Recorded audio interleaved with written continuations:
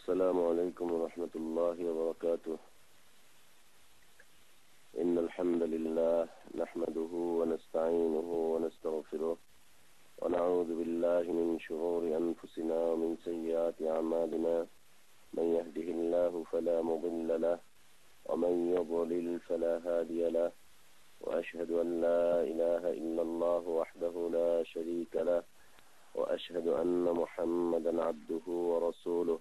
يا أيها الذين آمنوا اتقوا الله حق تقاته ولا تموتن إلا وأنتم مسلمون. يا أيها الناس اتقوا ربكم الذي خلقكم من نفس واحدة وخلق منها زوجها وبث منهما رجالا كثيرا ونساء، واتقوا الله الذي تساءلون به والأرحام إن الله كان عليكم رقيبا. يا أيها الذين آمنوا اتقوا الله وقولوا قولا سديدا يصلح لكم أعمالكم ويغفر لكم ذنوبكم، ومن يطع الله ورسوله فقد فاز فوزا عظيما. أما بعد، فإن أصدق الحديث كلام الله، وخير الهدي هدي محمد صلى الله عليه وسلم، وشر الأمور محدثاتها، وكل محدثة بدعة، وكل بدعة ضلالة، وكل ضلالة في النار. أعوذ بالله من الشيطان الرجيم. بسم الله الرحمن الرحيم. ويعبدون من دون الله ما لا يضرهم ولا ينفعهم، ويقولون هؤلاء شفعاؤنا عند الله. وقال سبحانه: ألا لله الدين الخالص والذين اتخذوا من دونه أولياء ما نعبدهم إلا ليقربونا إلى الله زلفى. قال سبحانه: فمن كان يرجو لقاء ربه فليعمل عملا صالحا ولا يشرك بعبادة ربه أحدا. وقال سبحانه: وما أمروا إلا ليعبدوا الله مخلصين له الدين حنفاء।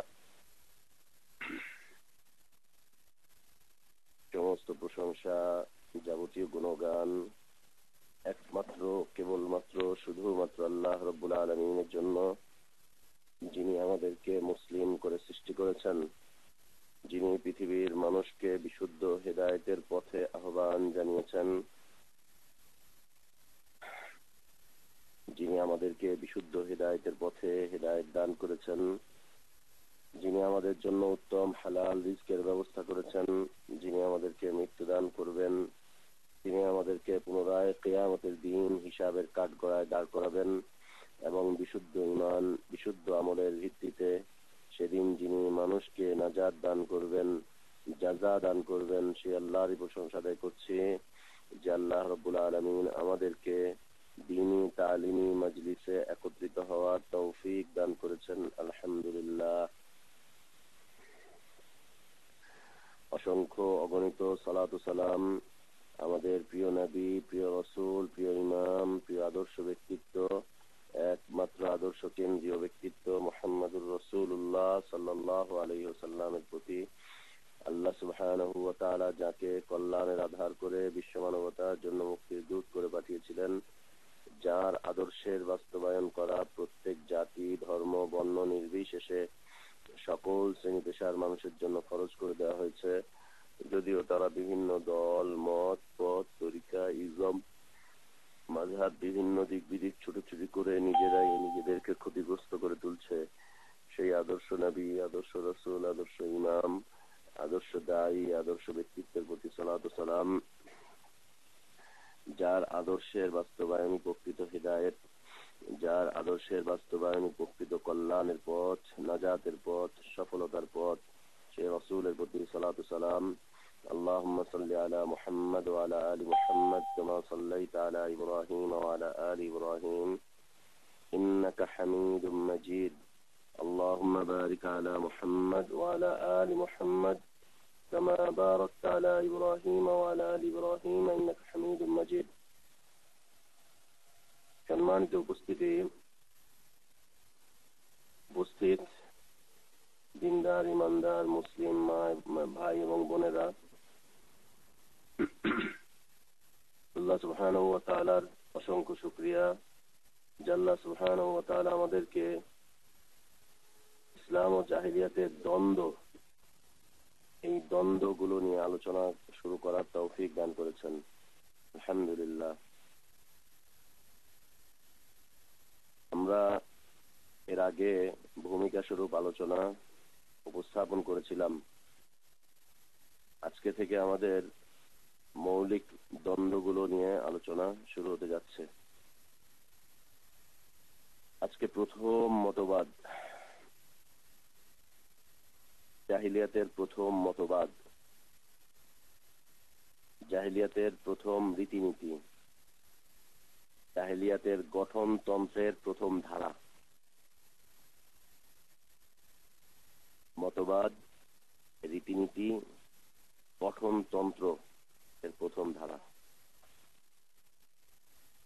জাহিলিয়াতের অলিখিত সংবিধানের প্রথম ধারা। অলিখিত সংবিধান, কিন্তু যা তারা লালন করত তাদের মন মস্তিষ্কে, আকীদা বিশ্বাসে, তাদের অন্তরে, প্রথম বিষয়বস্তু।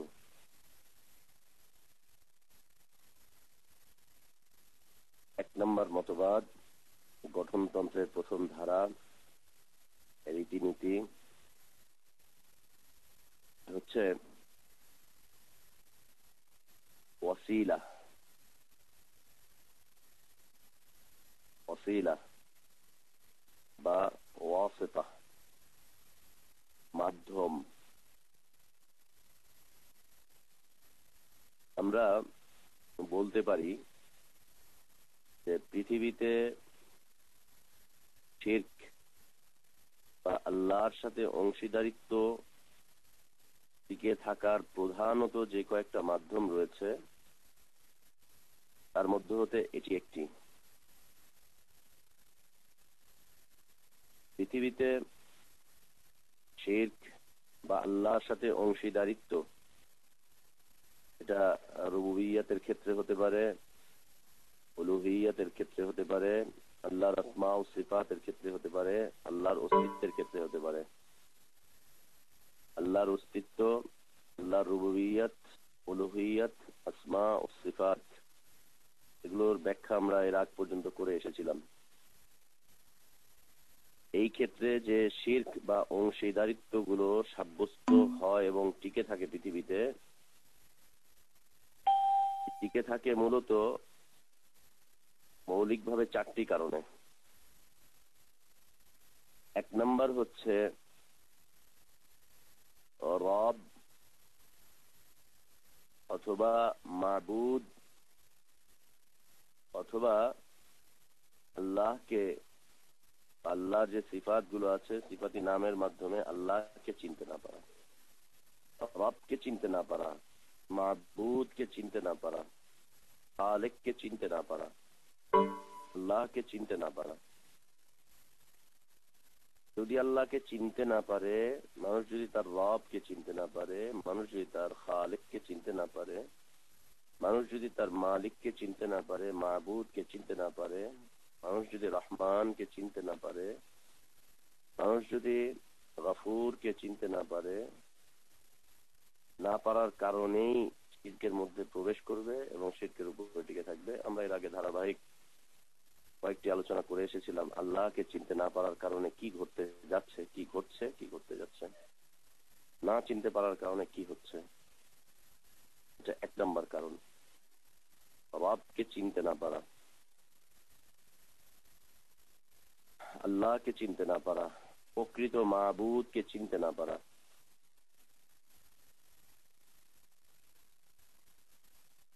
দুই নম্বর, বহু ইলাহবাদ। বহু ইলাহবাদ, অসংখ্য সত্তাকে ইলাহ বানিয়ে নেওয়া,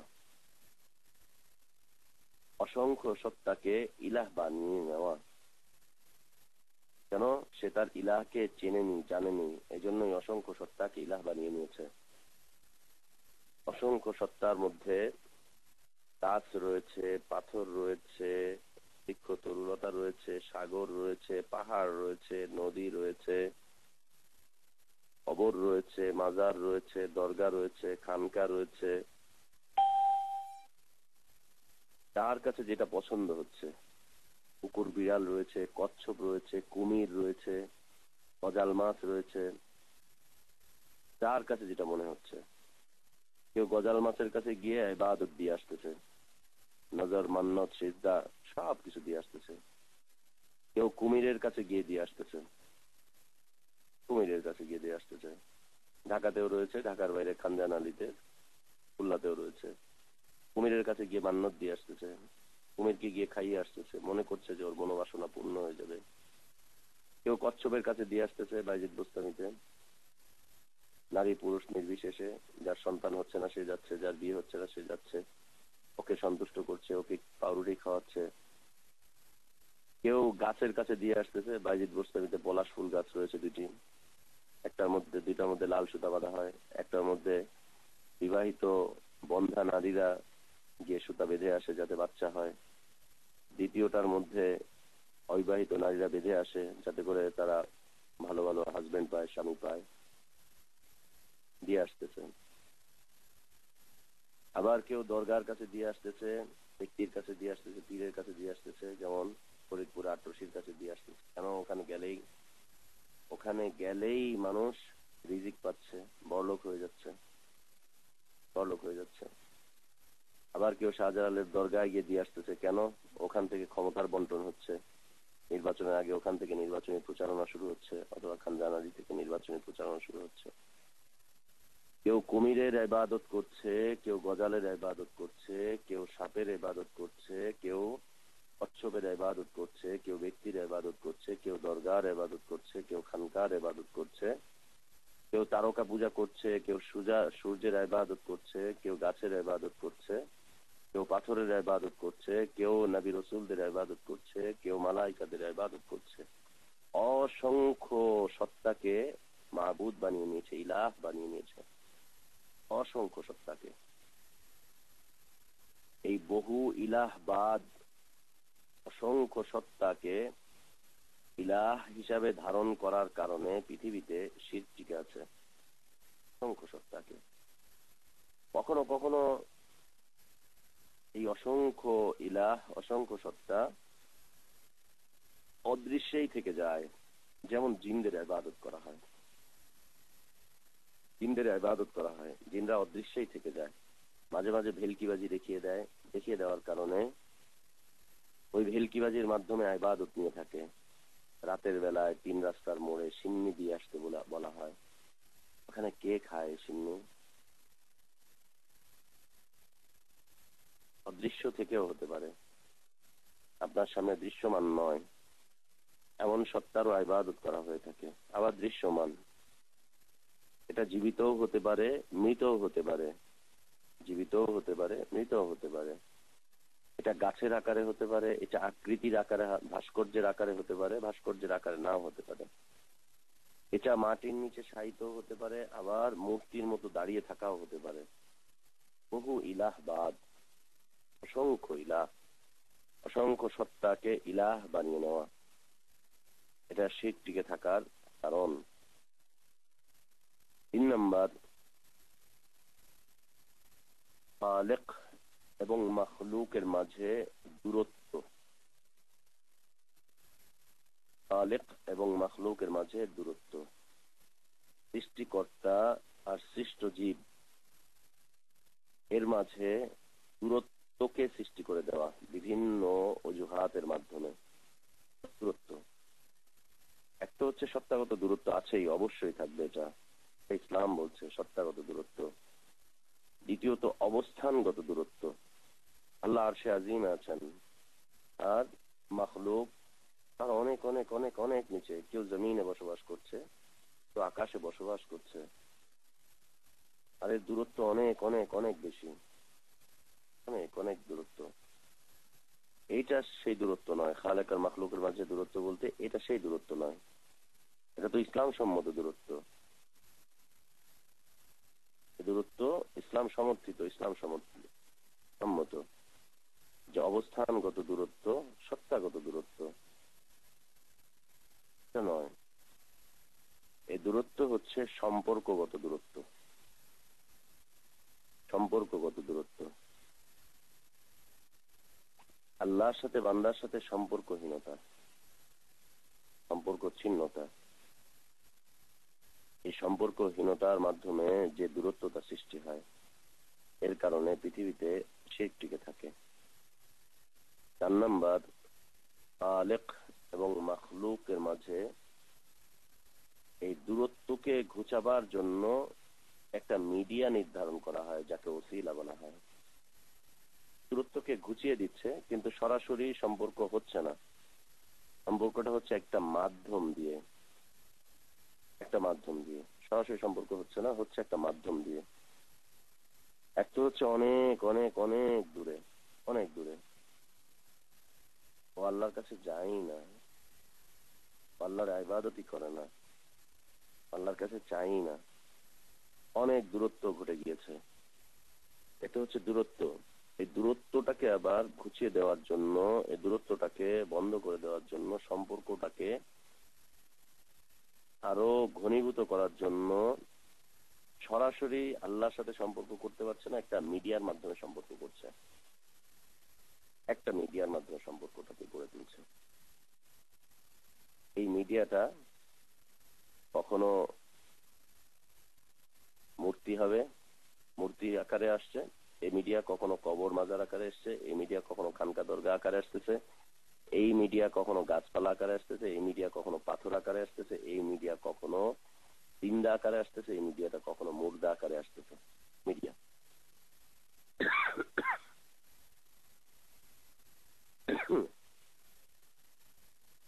দূরত্বকে মিটাবার জন্য, দূরত্বকে ঘুচাবার জন্য, সম্পর্ককে আরো ঘনীভূত করার জন্য, সম্পর্ককে আরো জোরদার করে দেওয়ার জন্য সরাসরি যেতে পারছে না, একটা মিডিয়ার মাধ্যমে যাচ্ছে।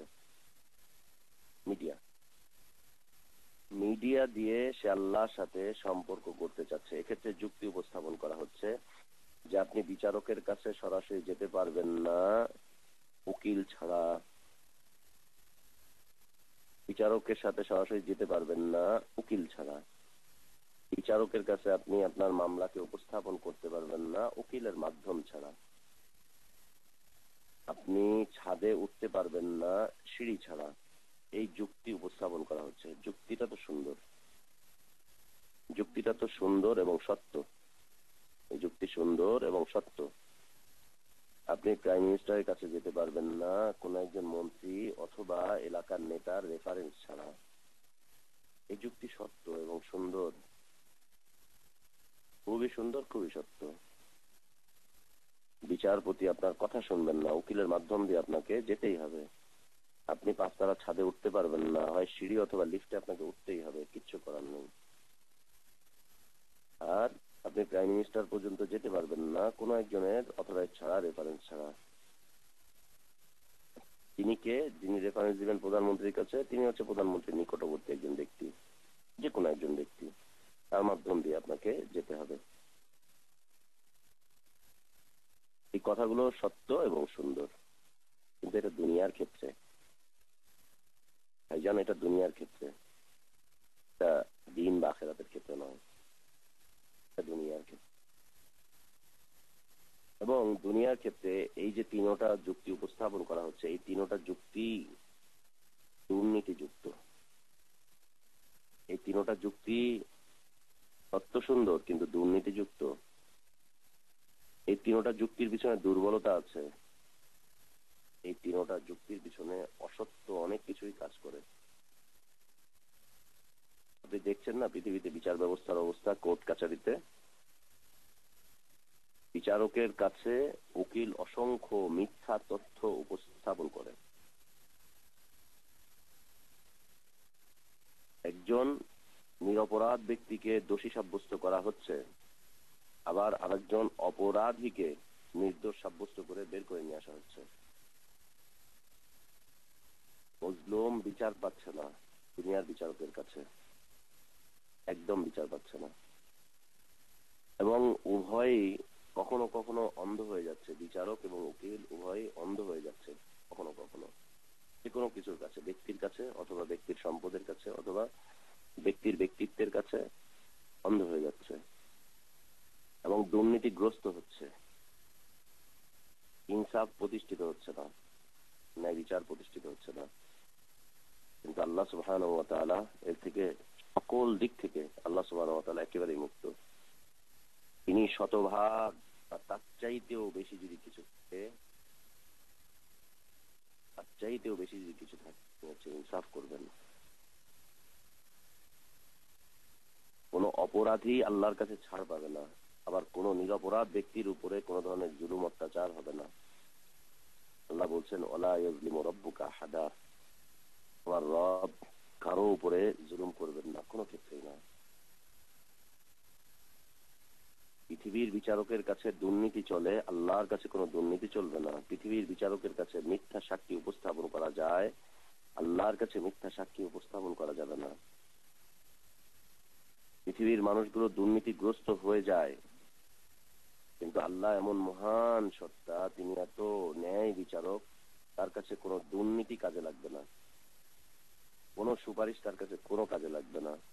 এবং আল্লাহ রাসূল সাল্লাল্লাহু আলাইহি ওয়াসাল্লাম বলছেন যে আল্লাহ সুবহানাহু ওয়া তাআলা কথা বলবেন সরাসরি, কথা বলবেন সরাসরি কিয়ামতের ময়দানে, সরাসরি কথোপকথন। আল্লাহ সেদিনের অবস্থা কি হবে, সেদিনের অবস্থা কি হবে। জালেম দুনিয়ার উপমাটাকে আল্লাহর সাথে ফিট করতে চাচ্ছে, কত বড় জালেম। দুনিয়ার উপমা, দুনিয়ার কোর্ট কাছারি, এটা দুর্নীতিগ্রস্ত, এটা মিথ্যার সাথে সম্পৃক্ত, একে আল্লাহর সাথে সংযুক্ত করতে চাচ্ছে। কত বড় অপরাধী, কত বড় নির্বোধ, কত বড় জালেমে। ওর মিথ্যা ভ্রান্ত ধারণাকে টিকিয়ে রাখতে হবে, এজন্য ও আল্লাহর সাথে সম্পৃক্ত করে দিচ্ছে দুনিয়ার বিচার ব্যবস্থা। লা ইলাহা ইল্লাল্লাহ। ওর ঈমান নবায়ন করা উচিত, ঈমান নবায়ন করা উচিত। 2 নম্বর বিষয়বস্তু, উপমা পেশ করা হচ্ছে, ছাদে উঠতে পারবেন না, বিল্ডিং এর উপরে উঠতে পারবেন না সিঁড়ি ছাড়া। আল্লাহর বান্দা, এটাও তো দুনিয়া, এটাও তো দুনিয়া। আচ্ছা, যদি সিঁড়িটা ভেঙে যায় তারপর আপনি তো উঠতেই পারবেন না, উঠতেই তো পারবেন না। ভূমিকম্প এসে যদি পুরো বিল্ডিংটাই ধসে যায়, আপনার তো ছাদই দরকার নেই, তো হচ্ছে না আপনার। বিল্ডিং ধসে যেতে পারে, এই সিঁড়ির প্রয়োজন নাও হতে পারে। বিল্ডিং এর প্রয়োজন হলো না, আপনি মাটির ঘরেই বসবাস করছেন। তাহলে আল্লাহর সাথে উপমা পেশ করছে এটাকে, যে বিল্ডিং এ আপনি উঠতে পারবেন না লিফট বা সিঁড়ি ছাড়া। বিল্ডিং এ উঠলো না মানুষ, না উঠলে সমস্যা কি? বিল্ডিং ধসেই গেল, সমস্যা কি? এই উপমা দিয়ে আল্লাহর সাথে সম্পর্কের উপমা টিকে না, অসম্ভব কথা। আরো উপমা পেশ করা হচ্ছে, প্রধানমন্ত্রীর সাথে সাক্ষাৎ করতে গেলে রেফারেন্স লাগে কোনো একজনের। এটাও তো দুর্নীতিগ্রস্ত, এটাও তো দুর্নীতিগ্রস্ত। দেখছেন না, 106 বছরের বৃদ্ধ ভাতা পায় না, কনকনে শীতের মধ্যে থাকে, দাবার পায় না তারা। কিন্তু এলাকার নেতার রেফারেন্সে 50 বছর 40 বছরের সুঠাম দেহের মানুষ বয়স্ক ভাতা পাচ্ছে, সবকিছুই পাচ্ছে। এটাও দুর্নীতিগ্রস্ত, এটাও মিথ্যার উপরে সামিল। এখানে স্বজন প্রীতি রয়েছে, স্বজন প্রীতি রয়েছে, এখানে ডিক্টেটরশিপ রয়েছে। এর সাথে আল্লাহকে সম্পৃক্ত করা, ইন্না লিল্লাহি ওয়া ইন্না ইলাইহি রাজিউন। জি না, এই ওসিলা খালেক এবং মাখলুকের মাঝে সম্পর্ককে বৃদ্ধি করার জন্য একটা ওসিলা নির্ধারণ করছে। এই ওসিলাটা জীবিত অথবা মৃত। এটা মানুষ অথবা জিন, এটা খানকা দরগা অথবা ভাস্কর্য অথবা মূর্তি অথবা কোনো প্রাণী। এটা মূল্যবান অথবা এটা মূল্যহীন, মূল্যবান অথবা মূল্যহীন, এটাই হোক না কেন, তাকেই নির্ধারণ করবে খালেক আর মাখলুকের মাঝে সম্পর্ককে টিকিয়ে দেওয়ার জন্য, জুড়িয়ে দেওয়ার জন্য যাকে নির্ধারণ করবে ওসিলা হিসাবে, শিরকের মধ্যে পতিত হয়ে যাবে। এটা হচ্ছে জাহিলিয়াতের সর্বপ্রধান বড় বড় মতবাদ ছিল। বড় মতবাদ জাহিলিয়াতের গঠনতন্ত্রের 1 নাম্বার ধারার ক। দেখছেন না, এখন সব দলের গঠনতন্ত্র আছে, সব দলের আলাদা সংবিধান আছে। সংবিধানের প্রথম ধারার এত নাম্বারের এত অনুচ্ছেদের এত এত, এটা হচ্ছে এই ওসিলাটা হচ্ছে 1 নাম্বার ধারা।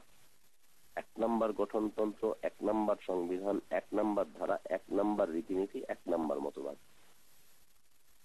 1 নাম্বার মতবাদ। তো যা বলছিলাম যে পৃথিবীতে শিরক টিকে থাকার কারণ হচ্ছে প্রধানত চারটির মধ্যে হচ্ছে প্রথম বিষয় হচ্ছে রবকে চিনতে না পারা, মাবুদকে আল্লাহকে চিনতে না পারা। 2 নম্বর হচ্ছে বহু ইলাহবাদ। 3 নম্বর হচ্ছে খালেক এবং মাখলুকের মাঝে দূরত্ব। আর 4 নম্বর হচ্ছে খালেক ও মাখলুকের মাঝে সম্পর্ককে জুড়ে দেওয়ার জন্য একটা ওসিলা বা মিডিয়া নির্ধারণ।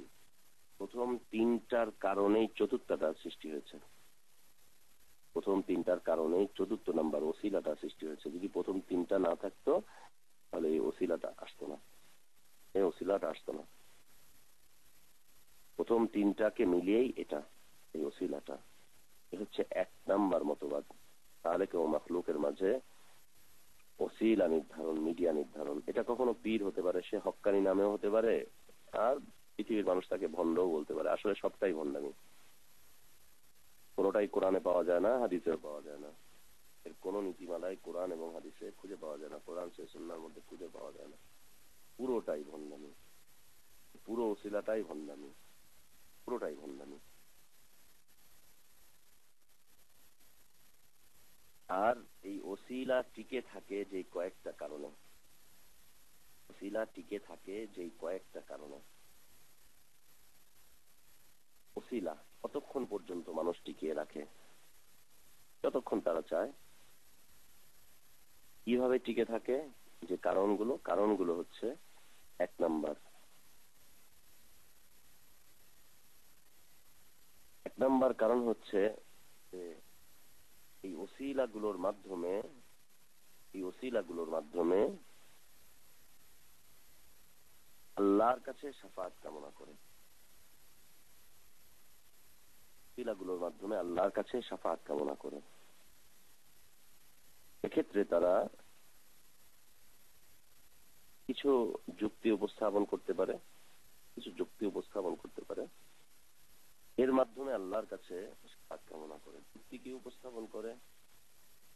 এরা হচ্ছে আউলিয়া আল্লাহ, এরা হচ্ছে সালেহীন, এরা হচ্ছে আউলিয়া আল্লাহ, এরা হচ্ছে সালেহীন, আল্লাহর নৈকট্যশীল সৎকর্মশীল বান্দা। এই যুক্তি উপস্থাপন করে। আসলে আমরা কেউ জানি না কে আউলিয়া আল্লাহ আর কে আউলিয়া শয়তান। আউলিয়া আল্লাহকে আর আউলিয়া শয়তানকে কোরআনে 2টাই ভাষা এসেছে, আউলিয়া আল্লাহ এসেছে, আউলিয়া শয়তান এসেছে।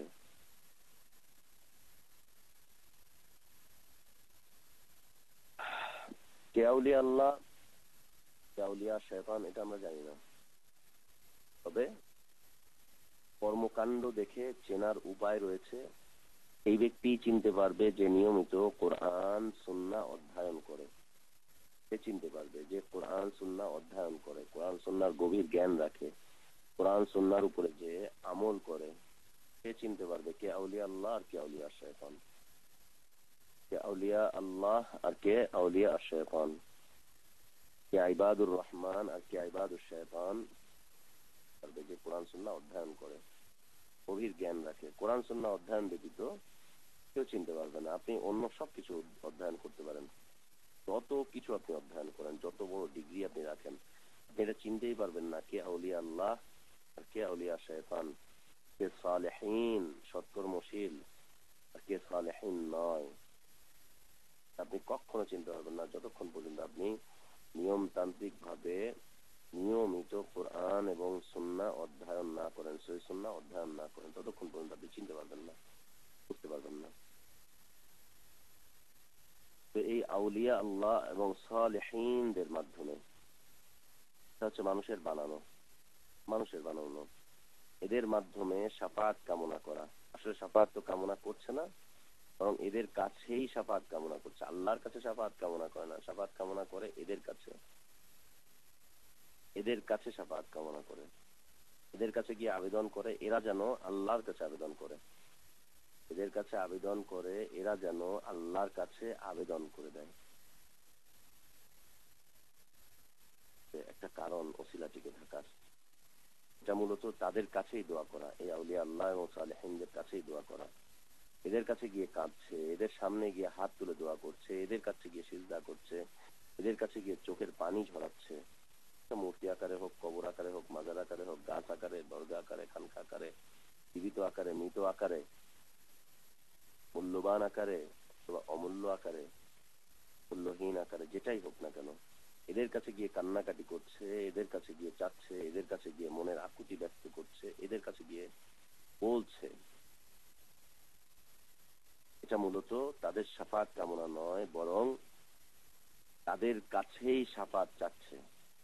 অথচ আমরা জানি যে আল্লাহ বলেছেন সকল শাফাতের মালিকানা হচ্ছে আল্লাহর। আল্লাহ যাকে চাইবেন কিয়ামতের দিন তাকে তিনি শাফাত করার অনুমতি দান করবেন। আল্লাহর অনুমতি ছাড়া কেউ শাফাত করতে পারবে না কিয়ামতের দিন, এমনকি নবী রাসূলও নন। আল্লাহ শাফাত ছাড়া, অনুমতি ছাড়া কেউ শাফাত করতে পারবে না, আল্লাহর অনুমতি ছাড়া। আল্লাহ যাকে অনুমতি দিবেন তিনিই শাফাত করতে পারবেন। 2 নম্বর, ওসিলা টিকে থাকার 2 নম্বর কারণ, এই ধারণা পোষণ করে, এই ধারণা পোষণ করা তাদের কাছে শাফাত কামনা করাটা আল্লাহর কাছে পছন্দনীয়। কেননা তারা আল্লাহর মাহবুব বান্দা, তারা আল্লাহর মাহবুব বান্দা, আল্লাহর প্রিয় বান্দা। এবং আল্লাহর প্রিয় বান্দাদেরকে তাদের কাছে চাওয়া, তাদের কাছে যাওয়া, তাদের কাছে বলা, তাদের মাধ্যমে শাফাত কামনা করা, এইটা প্রিয়তম একটা কাজ। আল্লাহ এটাকে ভালোবাসেন। আল্লাহর কাছে কোনো মিডিয়া মাধ্যম দিয়ে যাও, মিডিয়া মাধ্যমগুলো হচ্ছে বিভিন্ন ব্যক্তি, বিভিন্ন সত্তা, জীবিত মৃত। এটা মানুষের ধারণা যে আল্লাহ এটাকে ভালোবাসেন, আল্লাহ এটাকে পছন্দ করেন। যদি পছন্দ না করেন তো আল্লাহর ইবাদতটা আরেক জায়গায় গিয়ে কেন দিবে? আল্লাহর কাছে চাইবে তো আরেকজনের মাধ্যমে কেন চাইবে? এটা হচ্ছে তাদের ধারণা, হচ্ছে তাদের ধারণা। ধারণায় তারা এই কাজটা করছে যে যেহেতু আল্লাহর মাহবুব বান্দা এরা, আর আল্লাহ তাআলা এই জিনিসটাকেও ভালোবাসেন। আল্লাহ এই জিনিসটাকে ভালোবাসেন যে আল্লাহর কাছে কোনো একটা কিছুর মাধ্যম দিয়ে আল্লাহর কাছে যাবে, আল্লাহর কাছে বলবে। এই ধারণার বশবর্তী হয়ে ওসিলা টিকে আছে, ওসিলাকে নির্ধারণ করছে। 3 নাম্বার,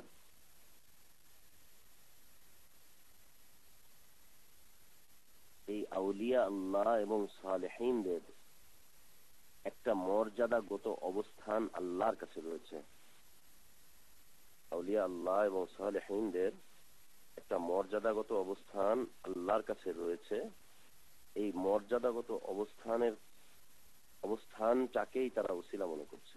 একটা মর্যাদাগত অবস্থান রয়েছে, এই মর্যাদাগত অবস্থানের কারণে আল্লাহ কখনো কখনো তাদের দাবি, তাদের দাওয়া শুনতে বাধ্য হন এবং আল্লাহকে তারা বাধ্য করে। এই একটা ভ্রান্ত ধারণা যে তাদের একটা মর্যাদাগত অবস্থান রয়েছে। নবীর একটা মর্যাদাগত অবস্থান আছে, অবশ্যই আছে। কেন, কে বলছে নেই? অবশ্যই আছে। মালাইকাদের একটা মর্যাদাগত অবস্থান আছে আল্লাহর কাছে, অবশ্যই আছে। তা আমাদের বিশ্বাস, অবশ্যই আছে। নবী রাসূলদের মর্যাদাগত অবস্থান আছে, মালাইকাদের অবস্থান আছে, সাহাবীদের একটা মর্যাদাগত অবস্থান আছে আল্লাহর কাছে। এবং যুগে যুগে যারা নবীদের অনুসারী ছিলেন, নবী রাসূলগণের সাল্লাল্লাহু আলাইহি ওয়াসাল্লাম যারা অনুসারী ছিলেন, যারা আউলিয়া, বিশুদ্ধ আউলিয়া, আউলিয়া আল্লাহ এবং সালেহিন যারা ছিলেন, তাদের একটা মর্যাদাগত অবস্থান আছে। এই মর্যাদাগত অবস্থানের কারণে আল্লাহ তাদের সবকিছুকে শুনতে বাধ্য হন, এই কথাটা বাচ্চা। সবকিছুকে শুনতে বাধ্য, এই কথা আছে।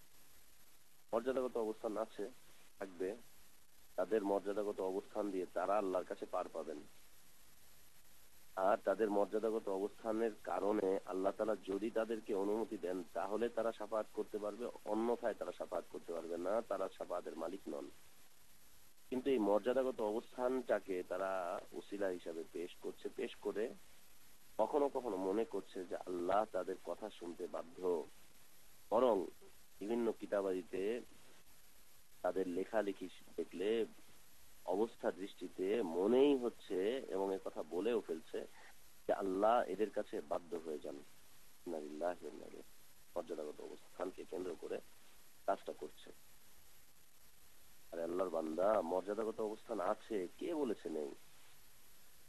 অবশ্যই আছে। আল্লাহর লীল তারা, কিন্তু সেই মর্যাদাগত অবস্থানের কারণে আল্লাহ তাদের কাছে দুর্বল নন, বরং তারাই আল্লাহর কাছে দুর্বল।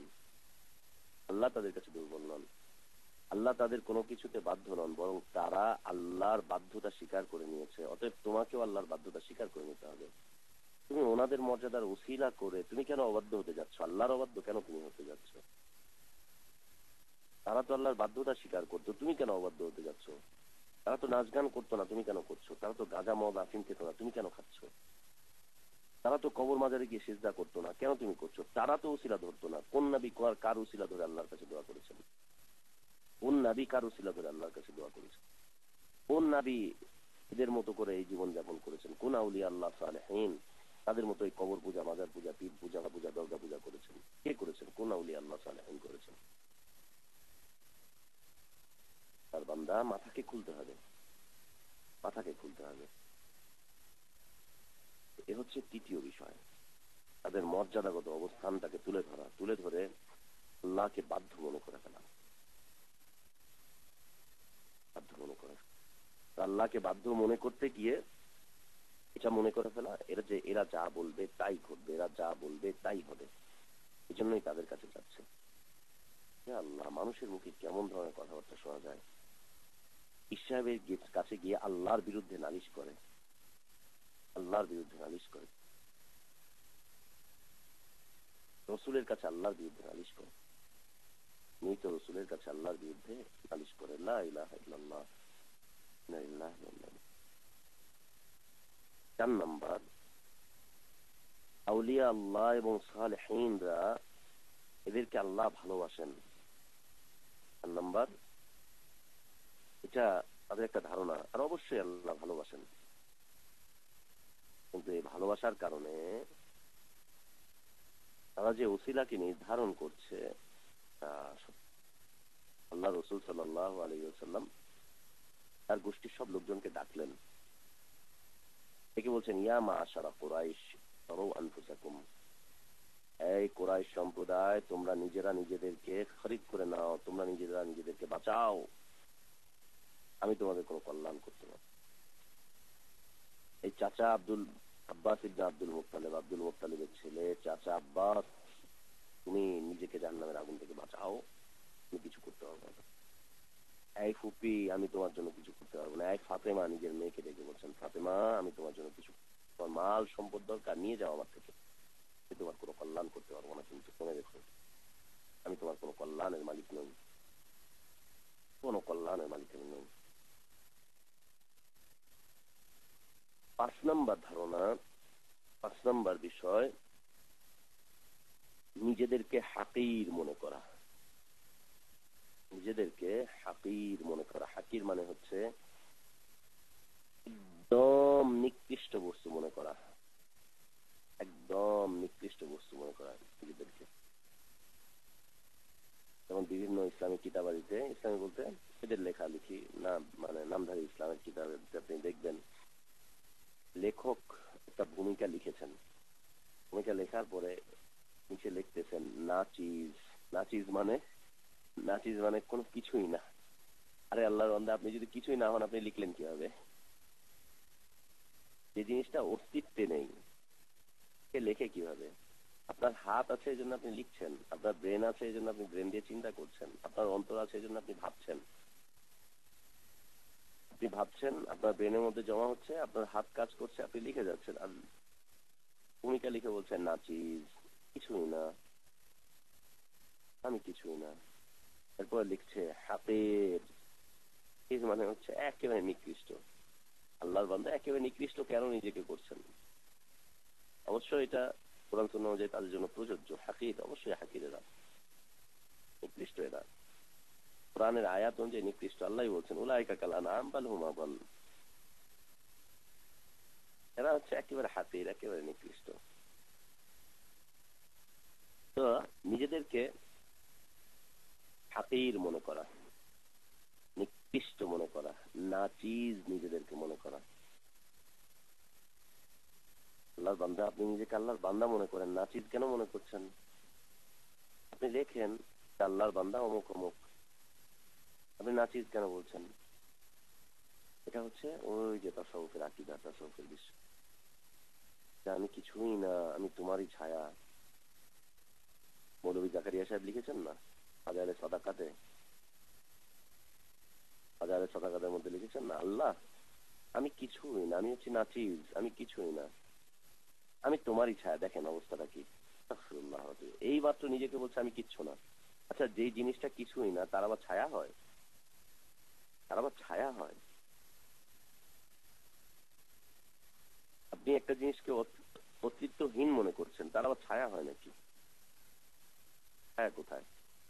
আচ্ছা, আমি কিছুই না, আমি তোমারই ছায়া, আমি তোমার ছায়া। আস্তাগফিরুল্লাহ ওয়া আতুবু ইলাইহি, লা হাওলা ওয়া লা কুওয়াতা ইল্লা বিল্লাহ, ইন্না লিল্লাহি ওয়া ইন্না ইলাইহি রাজিউন, আউযু বিল্লাহি মিনাশ শাইতানির রাজিম। হচ্ছে যে আমি তোমারই ছায়া, আমি কিছুই না, তোমারই ছায়া। এরপরে আরো অগ্রগামী হচ্ছে তুমি যা আমি তা, আমি যা তুমি তা।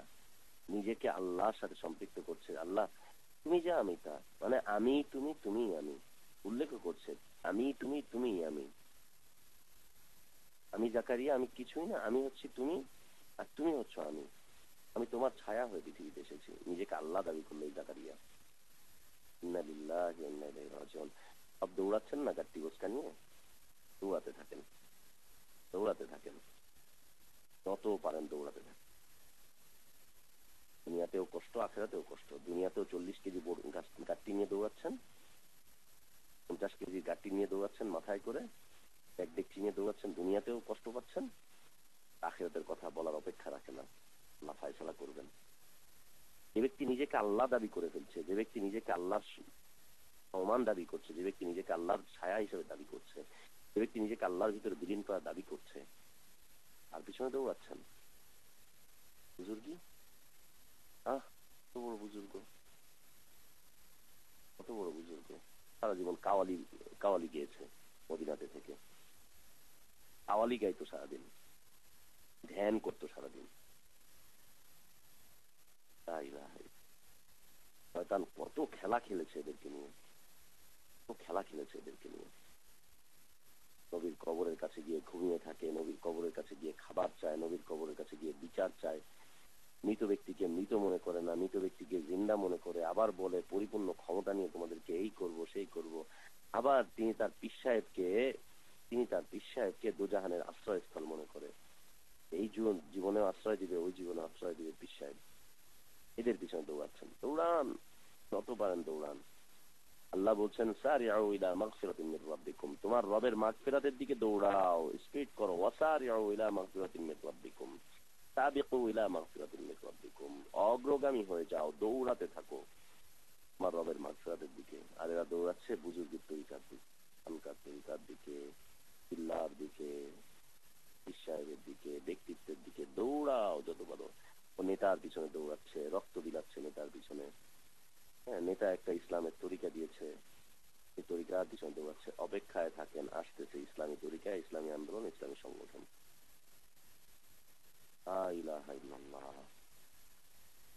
দৌড়াচ্ছে যে যেদিকে পারছে। কেন? নিজেদেরকে হাতির মনে করছে, নাচিজ মনে করছে। এই দুষ্ট, তুমি নিজেকে নাচিজ মনে করছো, আবার নিজেকে আল্লাহর ছায়া কেন বলছো?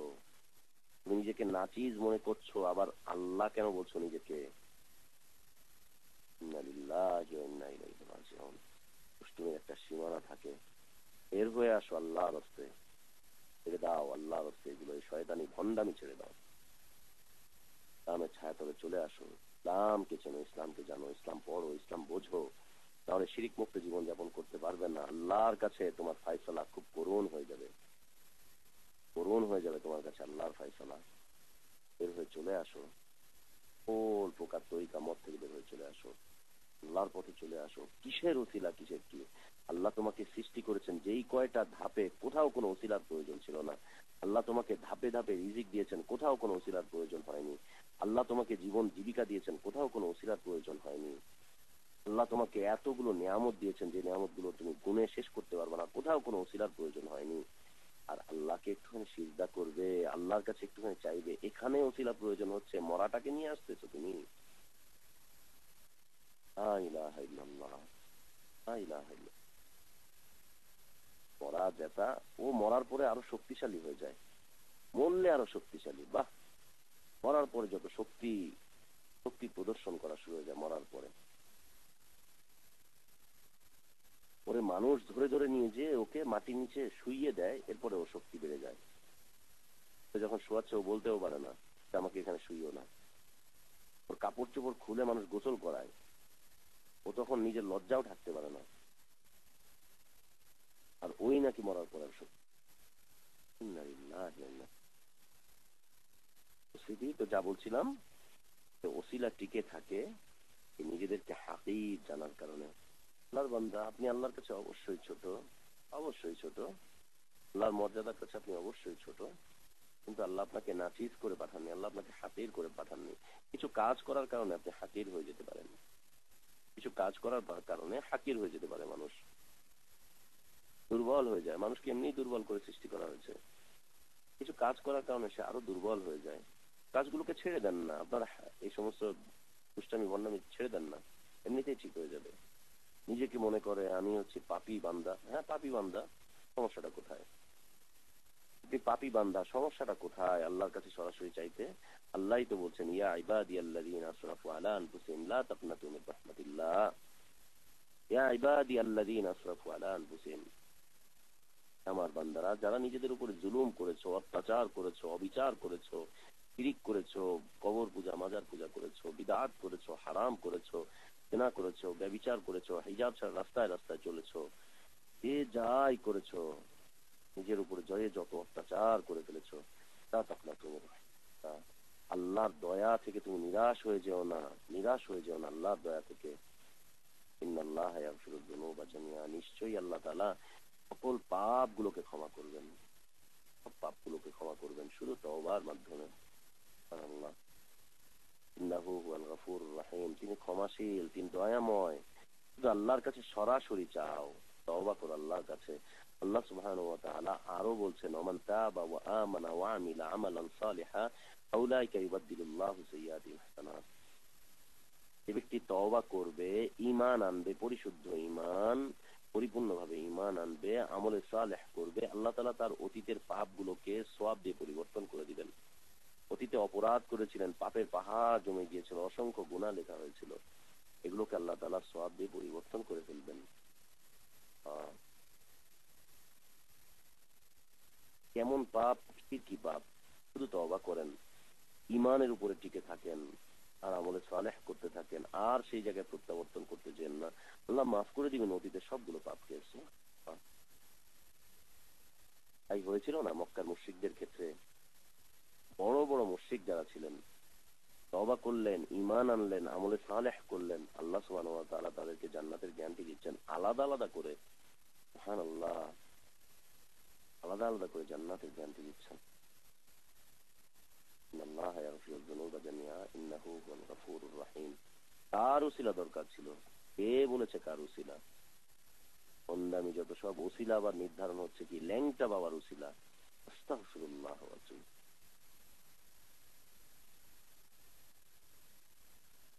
কেমন মানুষ এগুলো? এই কয়েকদিন আগে গত রবিবারে গেলাম শরীয়তপুরে। লা ইলাহা ইল্লাল্লাহ। এক মসজিদে আলোচনা করছি, আলোচনা শেষ করার পরে একজন লোক এসে বলছে যে হুজুর আপনি তো আলোচনা করলেন, আমি যদিও আপনার আলোচনা শুনি নাই এতক্ষণ পর্যন্ত, তবে আপনি কি বায়াত নিছেন? আপনি কি বায়াত নিছেন? আমি বললাম যে না, আমি তো বায়াত নেইনি, বায়াত নেওয়ার মতো তো কাউকে পাইনি, আর বায়াতের প্রয়োজনও মনে করিনি। বলছে কেন, একটা বায়াত করা দরকার না? বললাম আপনি এটা প্রয়োজন মনে করেন? হ্যাঁ, এটা তো জরুরি দরকার। তো বলছে যে তো ঠিক আছে, আসেন আমার কাছে বায়াত করেন আপনি। বলছে না, আমি তো আরেক জায়গায় বায়াত নিয়ে নিয়েছি। আলোচনাও শুনিনি, ও এসব বায়াতের কথা বলছে। জিজ্ঞেস করলাম কেন বায়াত নিতে হবে? বলছে না হলে তো নাজাত পাবেন না, আপনি কিয়ামতে মুক্তি পাবেন না, না হলে আপনি। আমি ওকে বললাম যে ইসলামের বায়াত নাও, তুমি ইসলাম কবুল করে নাও। বলছে এইটাই তো ইসলাম, আমি যেটা নিয়েছি এটাই তো ইসলাম, পীরের বায়াত নিয়েছি এটাই তো ইসলাম। তো তখন ওকে বললাম যে আচ্ছা তুমি যার বায়াত নিয়েছো সে তো একজনের বায়াত নিয়েছে। বলছে হ্যাঁ। বলছে সে যার বায়াত নিয়েছে সে একজনের বায়াত নিয়েছে। বলছে হ্যাঁ। তো এইভাবে করে নিতে নিতে সর্ব উপরে যিনি আছেন, 14 নম্বরে আছেন বা 13 নম্বরে আছেন বা তার উপরে আছেন, তিনি কার কাছে বায়াত নিয়েছেন? ও সরাসরি বললো আমরা কাদেরিয়া তরিকার, আমার পীর অমুক, তার পীর অমুক, তার পীর অমুক, তার পীর অমুক, এই করতে করতে আব্দুল কাদের জিলানি পর্যন্ত পৌঁছালেন। আমি বললাম তার পীরকে, আব্দুল কাদের জিলানির পীরকে? বলছে তার তো কোনো পীর ছিল না। তো বললাম যে তোমাদের তাসাউফের সিস্টেম হচ্ছে তার পীর নেই, তার পীর শয়তান। আব্দুল কাদের জিলানির যেহেতু পীর ছিল না, তাহলে তার পীর কে ছিল বলো তো দেখি? বুঝতে পারেনি, প্রথমে বলে ফেলছে হ্যাঁ তার পীর শয়তান ছিল। বুঝতে পারেনি, আবেগের চোটে বলে ফেলছে যে হ্যাঁ তার পীর ছিল শয়তান। আমি বললাম যে তাহলে তোমার শয়তানের মুরিদ হলে? হ্যাঁ। বলছে না না না না না, শয়তানের মুরিদ এটা না। বলে ফেলেছে প্রথমে হ্যাঁ তার পীর শয়তান। তাসাউফের এটা একটা নিয়ম, চরমনাই বিশ্বাস লিখেছেন, যার পীর নাই তার শির নাই, যার পীর নাই তার পীর শয়তান। এটি মারেফতের মধ্যে লিখেছেন চরমনাই বিশ্বাস, তাসাউফের নীতিমালার মধ্যে এটা। লা ইলাহা, লা ইলাহা। আল্লাহর বান্দা, আপনি নিজেকে ছোট মনে করছেন, আল্লাহর কাছে আপনি ছোট মনে করেন, মানুষের কাছে কেন? মানুষের কাছে ছোট মনে করে মানুষকে সিজদা করছেন কেন? নিজেকে মানুষের কাছে ছোট মনে করে মানুষের কাছে আপনি আপনার ললাটটাকে, এই মূল্যবান কপালটাকে কেন নামিয়ে দিচ্ছেন? কেন নামিয়ে দিচ্ছেন? কেন আপনি এই কাজটা করতে যাচ্ছেন? কাজটা করার আপনার দরকারটা কি? কেন নিজেকে এতটা নিচু মনে করছেন? নিচু মনে করে মানুষের পায়ের নিচে নিজেকে লুটাচ্ছেন, কবরের ভিতরে নিজেকে লুটাচ্ছেন, দরজার কাছে নিজেকে লুটাচ্ছেন। কেন গাছের কাছে নিজের কপালটাকে লুটিয়ে দিচ্ছেন? কেন এই কচ্ছপ, ইঁদুর, বিড়াল, শিগাল এগুলোর কাছে কেন লুটাচ্ছেন? নাম কি এক্ষেত্রে আর? মক্কু সার মাজার, মাজার সার মাজার, মাকড় সার মাজার, সার মাজার। চকবাজারে গেলাম, ওখানে লেখা দয়াল বাবা এতিম শাহ, দয়াল বাবা এতিম শাহ, এতিম সার মাজার। টাঙ্গাইল আছে গাঞ্জু সার মাজার, গাঞ্জা শাহ, গাঁজা খেত গাঞ্জু সার মাজার। ওইখানে গিয়ে সব সিজদা করছে, মান্নত করছে। লা ইলাহা ইল্লাল্লাহ। বিবেক তো থাকা উচিত, বিবেক তো থাকা উচিত, জ্ঞান তো থাকা উচিত, একটু জ্ঞান তো কাজে লাগানো উচিত। লা ইলাহা ইল্লাল্লাহ। উপস্থিতি এই হচ্ছে কারণ, ওসিলা টিকে থাকার কারণ। এই কারণগুলোর কারণে ওসিলা টিকে থাকে, আর এই ওসিলার কারণে পৃথিবীতে শিরক টিকে থাকে। এই ওসিলার কারণে পৃথিবীতে শিরক টিকে থাকে। তারা এই ওসিলা মিশ্রিত ইবাদত করে, তারা মূলত শিরক করে ফেলে। আমরা এর আগে ওসিলার প্রকারভেদ নিয়ে আলোচনা করে এসেছিলাম, অতএব বিভ্রান্ত হওয়ার কিছু নেই, বিভ্রান্ত হওয়ার কিছু নেই। ওসিলা দুই প্রকার, বৈধ আর অবৈধ। এটা হচ্ছে অবৈধ ওসিলা নিয়ে আমরা আলোচনা করছি। বৈধ ওসিলার কথা আমরা এর আগে আলোচনা করে এসেছি। ইমানের ওসিলা, নেক আমলের ওসিলা, জীবিত সৎ ব্যক্তিদের দোয়ার ওসিলা আলোচনা করে এসেছি। 6 প্রকারের ওসিলা আমরা বলে এসেছিলাম। 6 প্রকার ওসিলা রয়েছে। ওসিলার মধ্যে 6টা বিষয় রয়েছে যার ওসিলা দিয়ে আল্লাহর কাছে দোয়া করা যেতে পারে। তো আজকে বলছিলাম অবৈধ ওসিলার ব্যাপারে, জন্য আমরা ওদিকে গেলাম না। এই ওসিলার কারণে পৃথিবীতে শিরক টিকে থাকে। আর এই ওসিলা টিকে থাকার কারণ হচ্ছে, ওসিলা কেন আসলো? খালেক এবং মাখলুকের মাঝে সম্পর্ককে জুড়িয়ে দেওয়ার জন্য। সম্পর্ক কেন নষ্ট হলো? কারণ হচ্ছে সে তার মাবুদকে চেনেনি, সে তার রবকে চেনেনি, সে তার ইলাহকে চেনেনি। না চেনার কারণে এই অবস্থাটার সৃষ্টি হয়েছে।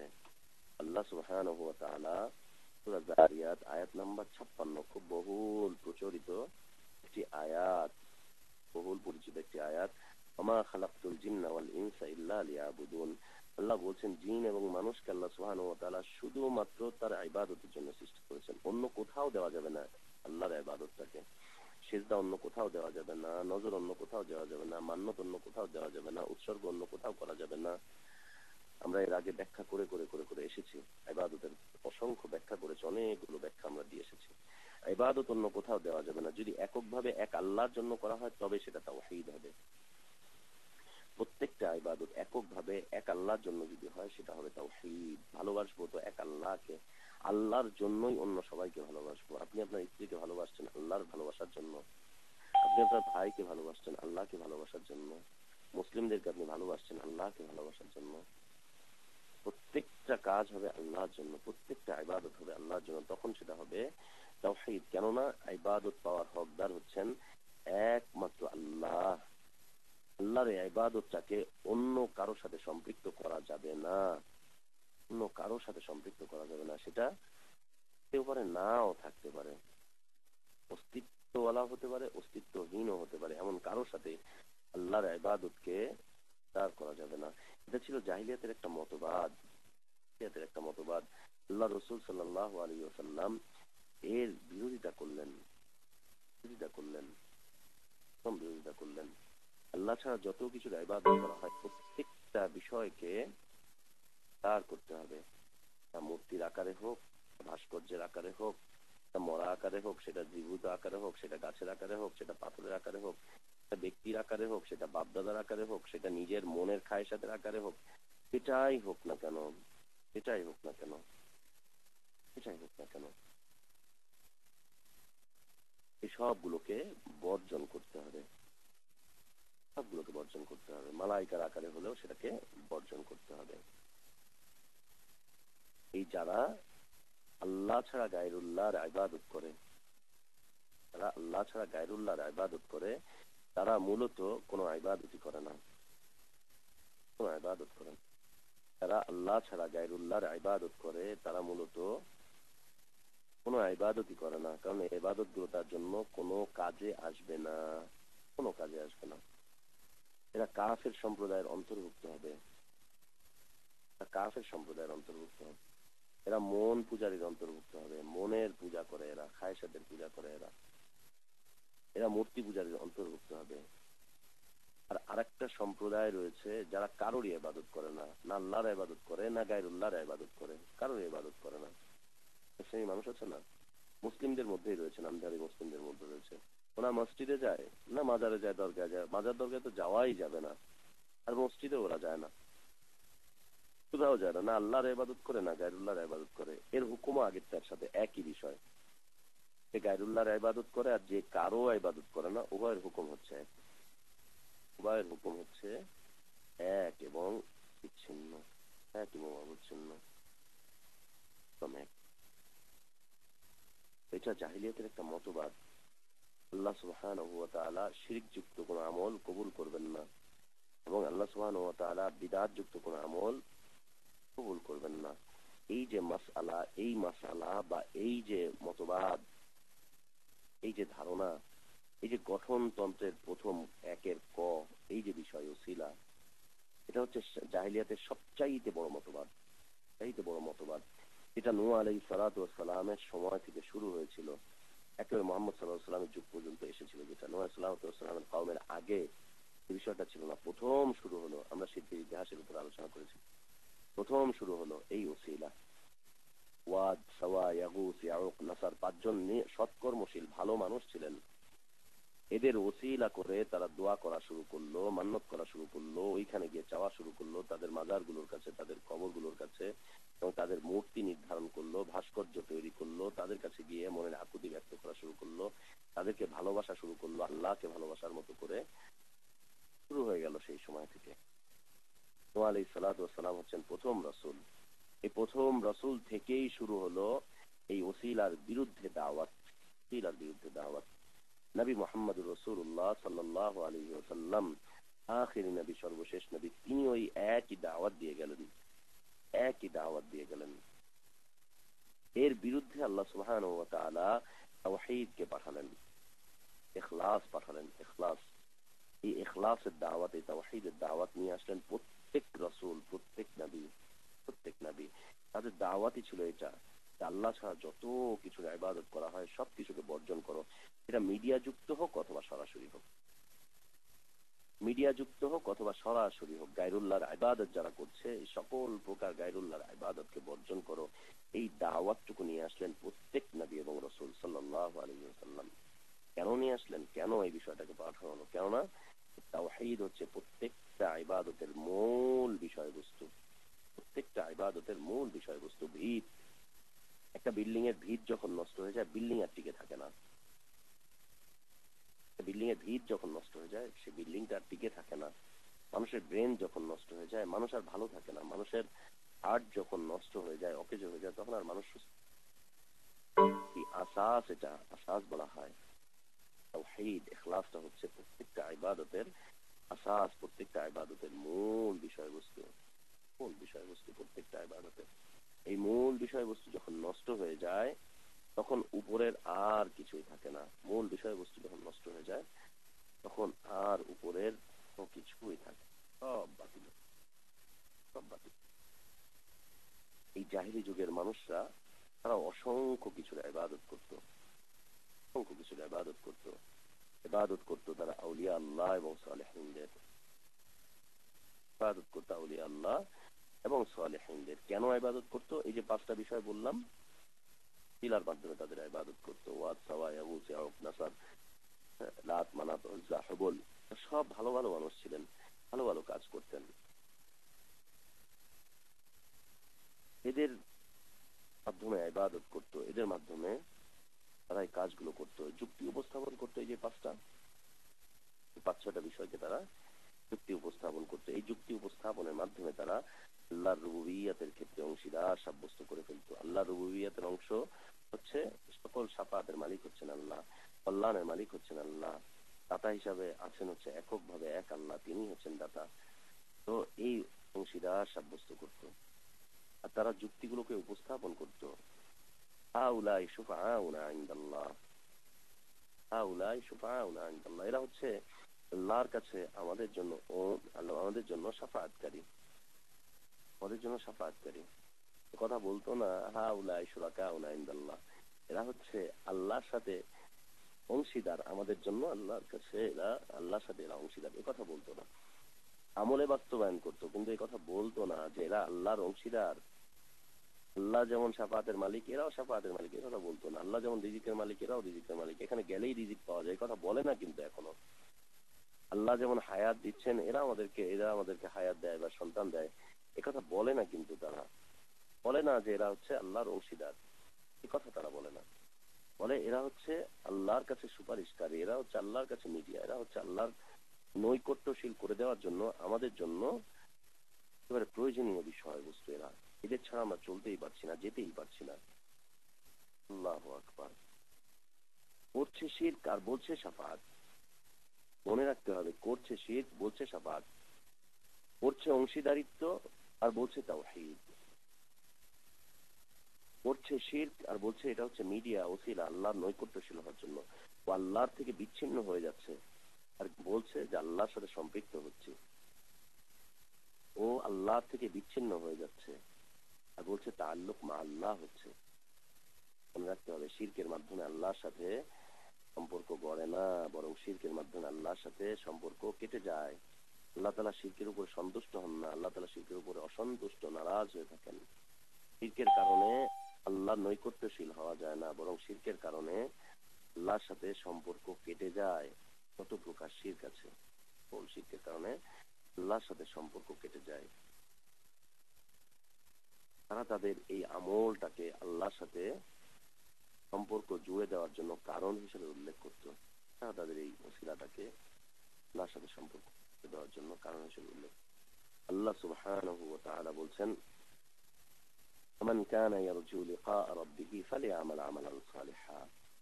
যে ব্যক্তি তার রবের সাথে সাক্ষাতের আশা করে, যে এই আশা পোষণ করে যে আমার রবের সাথে আমার সাক্ষাৎ হবে, রবের সাথে সাক্ষাতের আশা যে ব্যক্তি পোষণ করে, ফালিয়ামাল আমালান সালিহা, সে যেন সৎকর্ম করে, ভালো কাজ করে, বিদআতি কোনো তরিকায় যেন কোনো কাজ না করে।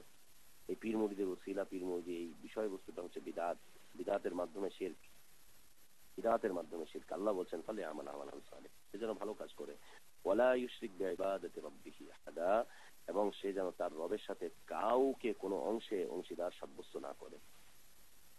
আল্লাহ তাআলা বলছেন ফা'বুদিল্লাহ মুখলিসান লাহুদ্দিন, আল্লাহরই ইবাদত করো ইখলাসের সাথে, তাওহীদের সাথে, ইখলাসের সাথে, তাওহীদের সাথে আল্লাহরই ইবাদত করো। আল্লাহর দ্বীনটাকে তোমরা মেনে নাও, আল্লাহর দ্বীনকে তুমি মেনে নাও ইখলাসের সাথে। আল্লাহ বলছেন ওমা উমিরু ইল্লা লিয়াবুদুল্লাহ মুখলিসিনা লাহুদ্দিন হুনাফা, মা উমিরু ইল্লা লিয়াবুদুল্লাহ মুখলিসিন, আল্লাহর পক্ষ থেকে আদেশ করা হয়েছে ইখলাসের সাথে যেন আল্লাহর দ্বীনকে মেনে নেওয়া হয়, হুনাফা একনিষ্ঠতার মাধ্যমে, একমুখী হয়ে, একমুখী হয়ে, চতুর্মুখী না, একমুখী, একমুখী। 126 তরিকা এরা কিতাবে আছে, 126 তরিকা, তার মধ্যে সবচাইতে গরম তরিকা হচ্ছে 4টি, তার মধ্যে হতে এই তরিকা হচ্ছে খুব গরম, সেটা হচ্ছে চিশতিয়া সাবিরিয়া তরিকা। এই তরিকার এই তরিকার ইয়েটা হচ্ছে একেবারে শর্ট, এই তরিকার রাস্তাটা হচ্ছে খুব শর্ট, কিন্তু হচ্ছে খুব হট। এই তরিকার তেজ বেশি, তরিকার তেজ বেশি, চরমনায় হতে এই তরিকার তেজ বেশি, বেশি তেজ। বাবারা লিখেছে, বাবারা কেতাবে 126 তরিকা আছে, 20 তরিকার মধ্যে 4টি তরিকা হচ্ছে সবচাইতে প্রসিদ্ধ, তার মধ্যে চিশতিয়া সাবিরের তরিকা, এটার তেজ খুব বেশি, এটা একদম শর্টকাট তরিকা, তরিকাটা হচ্ছে শর্টকাট কিন্তু তেজ বেশি, খুব তেজ, গরম হয়, গরম, এত গরম হয়ে যায় কাপড় চোপড় খুলে বাদরের মতো নাচতে থাকে প্যান্ডেল ধরে। আল্লাহ নিষেধ করেছেন, আল্লাহ বলছেন ওমা উমিরু ইল্লা লিয়াবুদুল্লাহ মুখলিসিনা লাহুদ্দিন হুনাফা, আল্লাহর পক্ষ থেকে আদেশ এসেছে যেন আল্লাহর ইবাদত করা হয় ইখলাসের সাথে, একমুখী হয়ে, একনিষ্ঠতার সাথে। আল্লাহ বলছেন ফাদুল্লাহ মুখলিসিনা লাহুদ্দিন ওয়ালাউ কারিহাল কাফিরুন, আল্লাহকে ডাকো, আল্লাহকে ডাকো, আল্লাহর কাছে দোয়া করো ইখলাসের সাথে, তাওহীদের সাথে, তাওহীদের সাথে আল্লাহর দ্বীনকে মেনে নাও, ইখলাসের সাথে আল্লাহর কাছে দোয়া করো। লাউ কারিহাল কাফিরুন, যদিও কাফেররা এটাকে অপছন্দ করে, যদিও কাফেররা এটাকে অপছন্দ করে। উপস্থিতি, এটা ছিল খুব কঠিন মাসালা, খুব খুব কঠিন এবং জঘন্য মাসালা, খুব কঠিন এবং জঘন্য মাসালা। এইখানে আউলিয়া আল্লাহদের ইবাদত করা হতো, সালেহীনদের ইবাদত করা হতো, মৃতদের ইবাদত করা হতো, তারপরে হচ্ছে অদৃশ্যদের ইবাদত করা হতো, তাদের কাছে সাহায্য চাওয়া হতো, তাদের কাছে নাজাত চাওয়া হতো, তাদের কাছে আশ্রয় চাওয়া হতো, তাদের কাছে জীবনের প্রয়োজনগুলো চাওয়া হতো, প্রয়োজনগুলো মেটাবার জন্য তাদের কাছে চাওয়া হতো, এই কবরগুলোর কাছে চাওয়া হতো পরিপূর্ণভাবে। এবং তাদের এই অবস্থাগুলো আজও আমাদের মাঝে বিদ্যমান, আজও পৃথিবীতে বিদ্যমান রয়েছে, অতীতের সেই অবস্থাগুলো আজও বিদ্যমান রয়েছে। তারা এই মৃতদের নৈকট্য লাভ করতে চাইতো, তাদের কাছে তারা গিয়ে দোয়া করত, তাদের কাছে গিয়ে তারা এই কাজগুলো করত, যা জাহিলিয়াতের মতবাদ ছিল, আজও তারা সেই বিষয়গুলো আমাদের মাঝে বিদ্যমান রয়েছে। আল্লাহ সুবহানাহু ওয়া তাআলা বলছেন সূরা ইউনূসের আয়াত 18 নম্বর আয়াত, আল্লাহ বলছেন ওয়ায়াবুদুনা মিন দুনিল্লাহি মা লা ইয়াদুররুহুম ওয়া লা ইয়ানফাউহুম, ওয়ায়াবুদুনা মিন দুনিল্লাহ, তারা ইবাদত করত আল্লাহ ছাড়া অন্যের, গায়রুল্লাহ, মা লা ইয়াদুররুহুম ওয়া লা ইয়ানফাউহুম, যা তাদের কোনো অকল্যাণও করতে পারত না, যা তাদের কোনো কল্যাণও পৌঁছাতে পারত না। ওয়ায়াকুলুনা হাউলাই শুফাআউনা ইনদাল্লাহ, যদি তাদেরকে জিজ্ঞেস করা হতো যে কেন তোমরা এই কাজটা করছো, গায়রুল্লাহর ইবাদত কেন তোমরা করো, তারা বলে হাউলাই শুফাআউনা ইনদাল্লাহ, এরা হচ্ছে আল্লাহর কাছে আমাদের সুপারিশকারী, আল্লাহর কাছে আমাদের জন্য সুপারিশ করবে, আল্লাহর কাছে, আল্লাহর কাছে সুপারিশ করবে। আজও একই অবস্থা বিদ্যমান রয়েছে। কবর পূজারীদেরকে যদি নিষেধ করেন যে দেখো কবর পূজা করতে যাও না, কেন করছো, ও বলবে সে তো আল্লাহ নৈকট্যশীল বান্দা। কেন তুমি দরগায় যাচ্ছ, ও বলবে এটা হচ্ছে ওসিলা। কেন তুমি খানকায় যাচ্ছ, মুরিদ হচ্ছ কেন, বলছে পীরের মুরিদ না হলে তো আল্লাহ আমাকে মাফ করবেন না, শয়তানের ওয়াসওয়াসা থেকে বাঁচবো না। এরা তো হচ্ছে সুপারিশকারী, এরা হচ্ছে আল্লাহর মাহবুব বান্দা, এরা আল্লাহর নৈকট্যশীল বান্দা। আল্লাহু আকবার। সূরা ইউনূসের এই আয়াত আল্লাহ সুবহানাহু ওয়া তাআলা তাদের এই অবস্থার বক্তব্যটাকে তুলেই ধরেছেন। আল্লাহ সুবহানাহু ওয়া তাআলা সূরা জুমার আয়াত নাম্বার 3 আল্লাহ তাআলা বলছেন ওয়াল্লাযীনা ইত্তাখাযু মিন দুনিহি আউলিয়া, যারা আল্লাহকে ছাড়া অন্য কাউকে তাদের অভিভাবক রূপে গ্রহণ করেছে, আল্লাহকে ছাড়া যারা তাদের অভিভাবক রূপে অন্য কাউকে গ্রহণ করেছে, ইবাদত পাওয়ার যোগ্য হিসাবে কাউকে মেনে নিয়েছে, আল্লাহকে ছাড়া যারা তাদের হায়াত দাতা, রিজিক দাতা, তাদের সন্তান দাতা, তাদের জীবনে কল্যাণ দাতা, অকল্যাণ থেকে নিষ্কৃতি দাতা, সব কিছুর ক্ষেত্রে যারা আল্লাহকে ছাড়া গায়রুল্লাহকে ধারণ করেছে, গায়রুল্লাহকে যারা নিয়েছে, তাদের বক্তব্য কি? মা না'বুদুহুম ইল্লা লিয়ুকাররিবুনা ইলাল্লাহি যুলফা। আমরা তো আসলে এদের ইবাদত করি না, পীরের ইবাদত করি না। আমরা পীরের মুরিদদেরকে জিজ্ঞেস করুন, বলবে না আমরা পীরের ইবাদত করি না। মাজার পূজারীদেরকে জিজ্ঞেস করুন, বলবে না আমরা মাজার পূজা করি না, আমরা মাজারের ইবাদত কেন করবো, আমরা তো আল্লাহরই ইবাদত করি, তবে এইখানে এসে করি। মাজার পূজারীরা, মাজার কবর মাজার পূজারীরা, দরগা পূজারীরা, তল পূজারীরা, আমির পূজারীরা, হুজুর পূজারীরা, ইমাম পূজারীরা জিজ্ঞেস করুন, বলবে না আমরা এদের ইবাদত করি না, আল্লাহরই ইবাদত করি, তবে এইগুলোর মাধ্যম দিয়ে করি। একটা সব জিনিসের একটা সিস্টেম আছে না। আপনি দিন প্রতিষ্ঠা করবেন, একটা সিস্টেম আছে না। সিস্টেমটা হচ্ছে সাংগঠনিক তরিকা। আপনি সবকিছু করবেন, একটা সিস্টেম আছে না। সিস্টেমটা কি? সিস্টেম বায়াতের তরিকা। বায়াতের তরিকা বায়াত করে এরপরে করতে হবে না। না, আপনি ভালো কাজ করবেন, ভালো কাজের কিছু ভালো ভালো পদ্ধতি আসতে হবে না। ভালো ভালো পদ্ধতিটা কি? ভালো ভালো পদ্ধতি হচ্ছে আমাদের দলের পদ্ধতি, আমাদের দলের পদ্ধতি, আমাদের আমিরের পদ্ধতি, আমাদের ইমামের পদ্ধতি, আমাদের নীতিমালা, এটা ওইটা সেটা। লা ইলাহা ইল্লাল্লাহ আ'যামু মাসাইল হাদা। এটা হচ্ছে সবচাইতে কঠিন মাসালা, সবচাইতে বড় মাসালা, সবচাইতে বড় মতবাদ ছিল এটা, বড় মতবাদ ছিল এটা। ওদেরকে জিজ্ঞেস করলে ওরা বলতো মা না'বুদুহুম, না আমরা এদের ইবাদত করি না, ইল্লা লিয়ুকাররিবুনা ইলাল্লাহি যুলফা, তবে এটাকে আমরা সিঁড়ি হিসাবে ব্যবহার করেছি আল্লাহর সান্নিধ্যে পৌঁছে দেওয়ার জন্য। আল্লাহর সান্নিধ্যে পৌঁছে দেওয়ার জন্য আমরা এটাকে সিঁড়ি হিসাবে ব্যবহার করেছি।